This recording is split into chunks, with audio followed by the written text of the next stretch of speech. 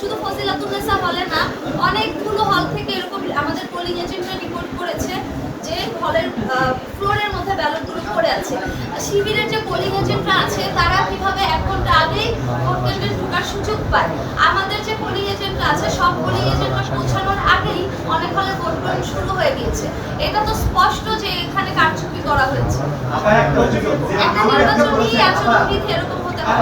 আমার একটা প্রশ্ন, আপনি যে ব্যক্তি থেকে ওয়েমার মেশিন বা হচ্ছে ব্যালট পেপার সাপ্লাই করেছেন, আমরা দেখেছি যে আমরা যাচাই করেছি, আপনারা বলেছিলেন, তো সেখানে দেখা গেছে যে তার চাচা দিনাজপুরের একটা উপজেলা বিএনপির সাধারণ সম্পাদক এবং সে নিজেও খালেদা জিয়া এবং তারেক রহমানের অনেক পোস্ট এবং তার নিয়ে এই প্রশ্নের উত্তর আমি অলরেডি দিয়েছি।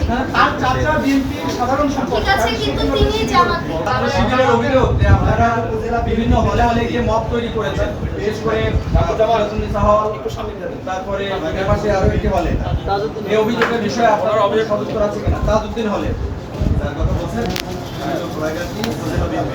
ঠিক আছে, সবাইকে ধন্যবাদ। এই প্রেস ব্রিফিং এর মাধ্যমে আমরা বর্জন করলাম। আপনাদের সকল প্রশ্নের উত্তর আমরা পরে দিব।